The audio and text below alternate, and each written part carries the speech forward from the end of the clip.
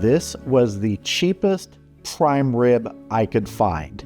And we're gonna take it, we're gonna treat it nicely, and it's gonna end up delicious after we smoke it on the Weber kettle. Yeah, this was the cheapest prime rib I could find. Now it says ribeye roast on the label, and you're gonna see these cuts called ribeye roast, standing rib roast, prime rib. Basically the same thing. This is a 3-bone roast. You can see we have 3 bones here. It's a little over 7 pounds. We're not gonna do any trimming here, but we do have to do some things to help this along because it's not prime, it's not choice. More than likely it is select because there was nothing on the label on the package that it came in. We do have a little bit of fat in here, but not very much. There's not great marbling on this, so we need to help this along with flavor. So the first thing we're gonna do is we are gonna give this a nice dry rub of just salt and pepper. And it's also gonna sit in the refrigerator overnight with that dry rub on it because we wanna give a chance for the seasonings to set into the meat. Now, could you do this 2, 3, 4 hours before you smoke it up? Sure. But if you give it overnight just sitting there, not covered, it's really gonna help it along, especially a cut like this, which isn't that top upper grade of meat. But again, it looks really good to me. There is some marbling, but let's help it along. Now, first thing I wanna do is give it a little bit of a binder on here. You could use mustard. I've seen some people use mayonnaise. I'm just gonna use a kind of a balsamic vinegar. It's a fig glaze from Trader Joe's, and it's basically balsamic vinegar based. And I really enjoy using things like this because they actually do bring some flavor to the meat, and this meat's gonna need that help. So we're just gonna get some on here and give it a rub. Doesn't need a lot. Just something to help our seasoning stick a little bit here. Just turn it over for a second. Just gonna give a light seasoning to the bone side down here. There is some meat, so we wanna make sure we get it there. Pepper.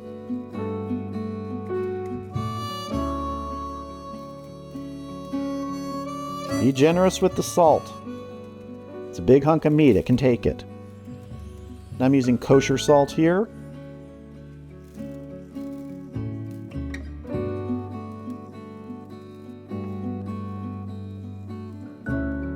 Want to get this up on a rack. That way it doesn't sit in any of the juices that sweat off of it. So this is going to go in the refrigerator. Like I said, it's going to sit overnight just like this. So what we're going to do now is we're going to get an herbed butter ready, and we're going to drizzle this on about, let's say at 90 degrees internal tomorrow. And I've done this before in previous videos. I like to kind of put it on there near the end. Some people slather the prime rib with butter and herbs and things early on. That's okay. I just prefer to do it this way. So I have a stick of unsalted butter here, and the reason I'm using unsalted is because I'm going to add salt. I want to control that. We also have quite a bit of salt on our meat. First thing I'm adding, half a teaspoon of kosher salt. And this is softened butter. I don't think I mentioned that. It's basically been sitting out for about half an hour, and popped it in the microwave for 7 seconds. That just kind of helps it along. It's much easier to mix. Next up, half a teaspoon of dried sage, half a teaspoon of dried thyme, half a teaspoon of dried oregano, half a teaspoon of dried parsley, and we're going to go with maybe a teaspoon or so of a pureed garlic or a garlic paste. I just have this in a tube here. It works really well, really easy to use. You could go ahead and puree or mash garlic yourself. It'll be fine. Roughly a teaspoon. And I want to just get in here and start mashing this all together. If you try and do this with cold butter, it's just really going to take a long time, and it's going to actually be messier because things are going to be flying everywhere. And I'll actually be melting all this before we drizzle it on. I'll just have it in a pan out there by the kettle because we're going to be melting this. That's good enough right here. All right, I'm going to get this into a container, going to put a lid on it. It's going to go in the refrigerator overnight, and tomorrow I will see you out at the Weber kettle where we're going to smoke up our prime rib.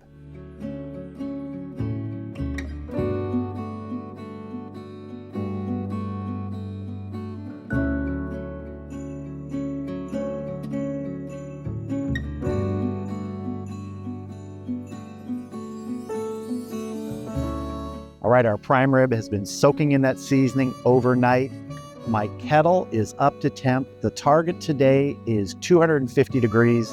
I'm using the Mallory Firewall and the Mallory cast iron grate, and I've got some water in a foil pan underneath the grate. So let's go ahead and get our prime rib on. I'm gonna put the thicker side towards the fuel.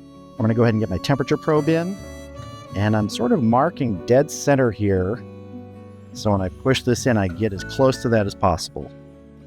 I'm going to add some wood now, and what I have is some pistachio wood, but you can use any wood you want. I just happen to have some of this left, and it's really good. I'm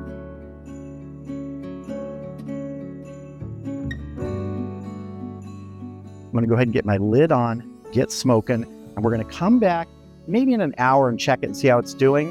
When it hits 90 internal, we're going to put that butter on there, that melted herb butter. And the temperature I'm pulling this today is going to be 120 degrees. I'll tent it after that. It'll rest for about 20 or 30 minutes. Should come up to about 125. That's my preferred temperature. You have to cook it to how you like it.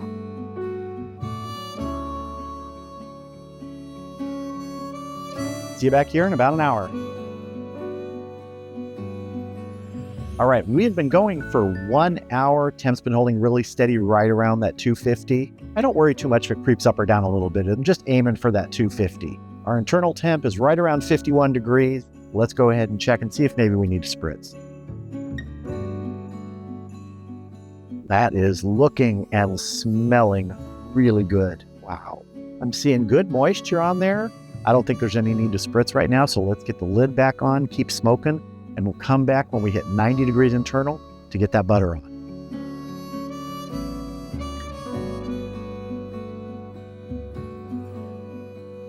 See you back here in a little bit. We are just about to hit 90 degrees internal. Let's take a look.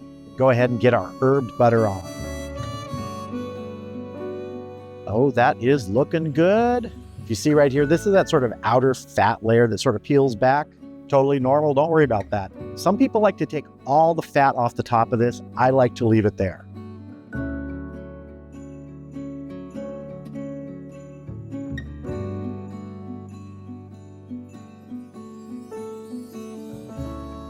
We're just going to pour it on. Give that a little brush.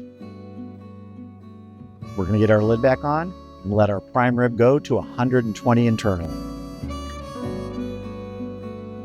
See you back here when we hit that 120 internal. All right, we have just hit 120 internal. It's about 2 hours and 50 minutes. Let's take a look at this and get it off. I am happy with that, and it smells great. So this is going to come off of here. It's going to go inside, tented loosely in foil for about 30 minutes. Then we will cut in. Here we are. 30 minutes later, our prime rib is ready to be cut into. Now, remember, this was an inexpensive cut of prime rib, probably select. I hope it wasn't below that. But we did everything we could to help this along. We seasoned it and let that sit overnight. We put an herbed butter on it. So let's cut in. And I'm just going to try and go right between the bones here.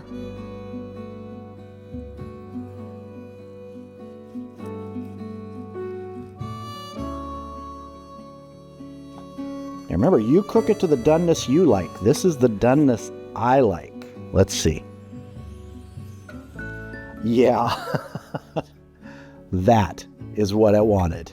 I'm going to slide our main piece to the side here. I know we're going to get a little bit of a juice-a-lanch. And I'm going to slice a piece off for tasting here. That is thin. Here we go. That's pretty good. That is pretty darn good for being a non-choice, non-prime piece of meat. Now, again, if you get a prime or choice, especially prime, you're going to notice the difference. There's going to be a lot more fat in here, and you're just going to get that experience with it. But it's going to cost you more, especially right now with beef prices so high. But this piece right here would not turn that down.